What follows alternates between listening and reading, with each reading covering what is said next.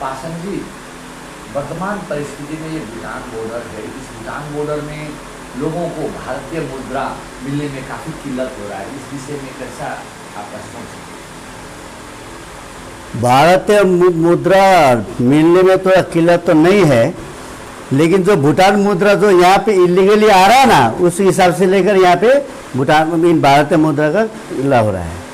तो इसमें कहना ये है कि अभी मोटामोटी 2 वर्ष होने वाला है लॉकडाउन, भूटान गेट 2 वर्ष होने वाला है, बंद होने वाला, बंद होके वहाँ से कोई भूटिया लोग हम लोग यहाँ व्यापार करने के लिए नहीं आते। सीधा सीधी जितना व्यापार होते हैं वहाँ पे कस्टम से लेकर 1 नंबरी, यहाँ इंडिया कस्टम, भूटान कस्टम से लेकर जिसको जो माल बेचता है उसको वहाँ से ड्राफ्ट मिलते हैं, आरटीजीएस मिलते हैं, सभी लीगली हो रहा है। फिर भी हम लोग यहाँ देखने में आता है कि भूटान करेंसी हम लोग के पास बहुत है। हाँ, तो ये जो भूटान करेंसी कहाँ से आता है, ये तो बहुत बड़ा प्रश्न है। अभी फिलहाल में मालूम पड़ा कि पहला वाला एक तो पंचायत हिसाब से ये लोग निकाल रहा था, तो हम लोग भी सोचा चलो, उस टाइम थोड़ा माने प्रॉब्लम था भूटान इंडिया करेंसी के लिए, तो हम लोग सोचा करो, लेकिन 9 बार 10 बार हाँ ड्राफ्ट बन के आया इंडिया में, तो अभी तक ये रुपया, भूटान का रुपया यहाँ कहाँ से आता है। अरे ये तो सुनने में आया कि कितना जगह पे अभी घर बन रहा है इंडिया में, लॉकडाउन के समय में जो बड़ा बड़ा बिल्डिंग बन रहा है।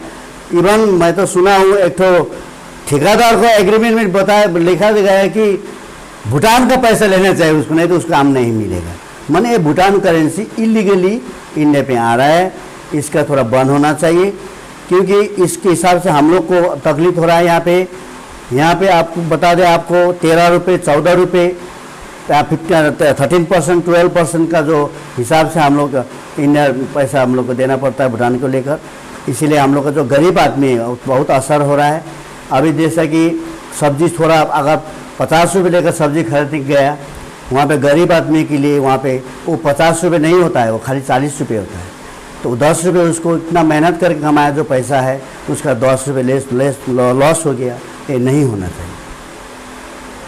पासन जी, क्या आपको लगता है कि ये जो पैसा भूटान से, जो भूटान करेंसी आ रहा है, इसमें कहीं तस्करी का पैसा भी, या जिसे कहा जा सकता है मनी लॉन्ड्रिंग भी, क्या इस तरह का कुछ वारदात कुछ इससे जोड़ा जा सकता है, क्या आपको लगता है? अभी भूटान और इंडिया फ्रेंडशिप का एक ही मतलब हुआ कि भूटान का करेंसी लो, 2 नंबरी करो, ये बड़ा फ्रेंडशिप हो गया। अब इसके हिसाब से क्या है कि एक दूसरे को आरोप लगाते रहता है, कोई ये करते हैं वो करते हैं, पॉलिटिकली हो या सोशली हो, आरोप लगाते हैं कि ये करते हैं। लेकिन ये जानने में आ गया है कि जितना भूटान करेंसी यहाँ आ रहा है ये 2 नंबर हिसाब से आ रहा है, क्योंकि 1 नंबर हिसाब से कोई कुछ भूटान करेंसी नहीं आ रहा है। तो इतना करेंसी यहाँ पे है कि जैसे कि 2 नंबर ही बहुत चल रहा है। तो इसमें इसके ऊपर में कस्टम, मैं तो जानता हूँ थोड़ा हिसाब से थोड़ा कस्टम पे लगा हुआ होगा। हम लोग का अधिकारी जो है, पुलिस हुआ या तो SSB हुआ, ये लोग भी हुआ हो, ये लोग को जानकारी में होना चाहिए। जैसा कि अभी हम लोग को मालूम, सुबह में मालूम पड़ा as a panchayat of the border area, यहाँ पे SSB का जो भाई लोग आया था सुबह बॉर्डर देखने के लिए। वो बॉर्डर इसलिए आया कि कल में एक तो रिपोर्टिंग हुआ, अगर रिपोर्टिंग नहीं होता तो क्या बॉर्डर इलाका नहीं दिखता क्या? माने इसमें सही ढंग से वेरिफिकेशन, सही ढंग से इंस्पेक्शन, बॉर्डर का जो सही ढंग से हेर परख नहीं हो रहा है, इसमें हम लोग को बहुत दुखित है। इसमें बेसी दुखित कहाँ है कि हम लोग जयगंज 2 नंबर अंचल में जो हम लोग रहते हैं, छोटा छोटा जो काम करके खाते हैं भाई लोग, जैसा कि वर्कशॉप हुआ, दुकान में, होटल में काम करके खाने वाला, भाड़ा लगा के खाने वाला को बहुत दिक्कतें हैं। अभी कुछ कमाई नहीं है, बाहर जाने से बाहर कहाँ जाए, जाने का जगह भी नहीं है, और जितना अगर मिलता थोड़ा मिलता है तो भूटान करेंसी से मिलता है। अभी थोड़ा सुनने में आया 2-3 जगह, पहला पंचायत किया था, अभी JDA करेंगे। सुनने में आया कि पेपर में भी खुद देखा था या कहीं से रिपोर्टिंग हम सुनने में आया कि JDA माने ICBC करेगा। हाँ, JDA एक तो स्टेशनरी बॉडी है मात्र, एक कॉन्स्टिट्यूशनल बॉडी नहीं है। कॉन्स्टिट्यूशनल बॉडी, हम लोग पंचायत कॉन्स्टिट्यूशनल बॉडी है, हम लोग यहाँ पे जीत के आया हुआ है।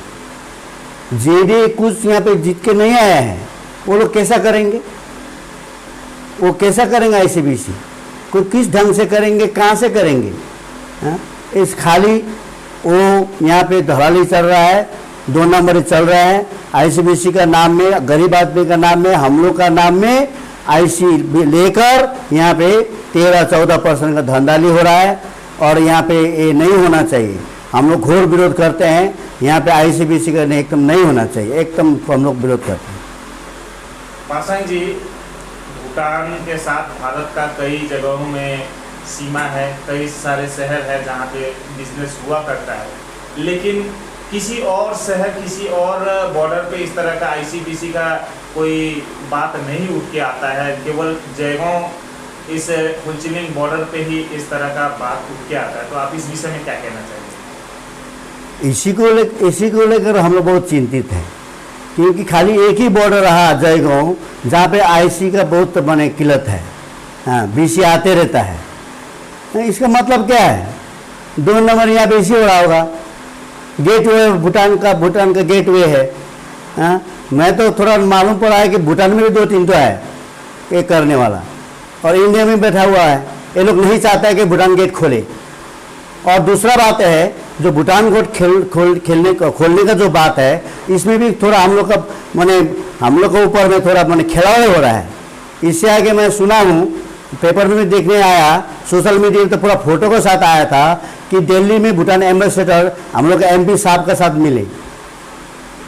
एमपी साहब अभी हम लोग का माइनॉरिटी एमओएसपी है, उसके साथ मिल के बात 1-2 तो हुआ है। उसके बाद भी पेपर में आया था कि टोटली बॉर्डर इलाका में कम्प्लीटली वैक्सीन जब तक नहीं होगा तब तक भूटान गेट नहीं खोलेगा। ये कहाँ का बात आ गया?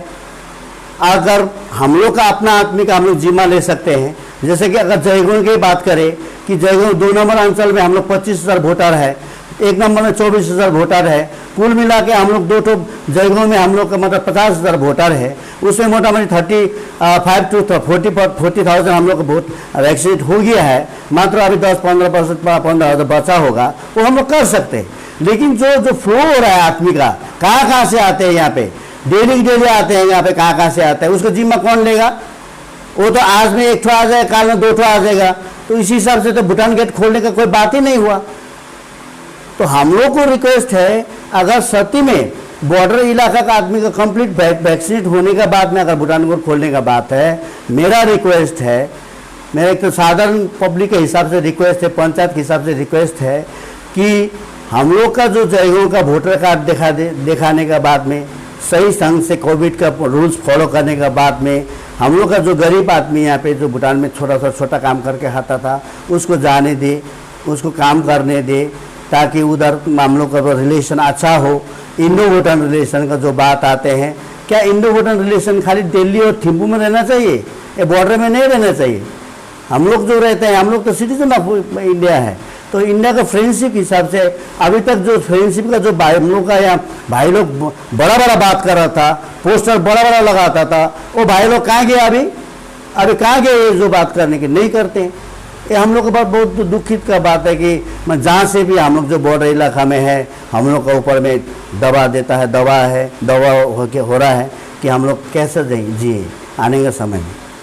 पासांग जी, कुछ दिन पहले सुनने में आया था कि आरटीजीएस फिर से भूटान द्वारा बना के दिया जाएगा जयगांव वासियों को। हालांकि कुछ दिन पहले भूटान पत्रिका में भी स्पष्टीकरण आया कि कुछ जांच का विषय है कि पैसा कहाँ से आ रहा है। आपको क्या लगता है, इसके पीछे क्या वजह हो सकता है कि आरटीजीएस अभी नहीं हो रहा है? अब ऐसा है ना, सही जांच करके अगर देना होता है तो माने आरटीजीएस नहीं होना चाहिए। 9 बार हो चुका है। हाँ, 9 बार ऑलरेडी हो चुका है। यहाँ पे हम लोग से बाटा लेते हैं। हाँ, दुकान में गया एक तो बिस्किट 10 रुपये खरीदने के लिए 12 रुपये लेते हैं। उधर से भी अगर आईसी उसको मिल गया तो दोनों तरह से उसको फायदा हो रहा है। जिसको आरटीजीएस वहाँ से इंडिया का पैसा मिलने का उसको चाहना है, वो यहाँ बाटा बंद करे, यहाँ से एक्स्ट्रा पैसा लेने के बंद करे। अगर जब यहाँ हम लोग से पैसा लेता है तो उसको आईसीबीसी वहाँ से क्यों चाहिए? उसको वो नहीं होना चाहिए। यहाँ पे जो कमा रहा है वो डबल कमा रहा है, मर रहा है तो हम लोग गरीब मर रहा है। हाँ, एज ए पंचायत एक तो लोकल पंच के हिसाब से मैं एकदम साधारण हिसाब से मैं बोलना चाहता हूँ कि हम लोग का गरीब जनता लोग अब बहुत इस हिसाब से मर रहा है। एक तो ICBC से मर रहा है, एक तो लॉकडाउन से मर रहा है, एक तो मैंने महंगाई से मर रहा है। कहाँ का चावल कहाँ पहुँच गया, नाम भी देता है 10 किलो चावल बोल के देता है, 2 किलो चावल। अभी हम लोग का जो चावल भी शिक्षक नहीं रह रहा, तो हम लोग का मोटा मोटी गरीब आदमी को बहुत तकलीफ हो रहा है, महंगाई तकलीफ हो रहा है। कहाँ पहुँच गया तेल का दाम, कहाँ पहुँच गया चावल का दाम।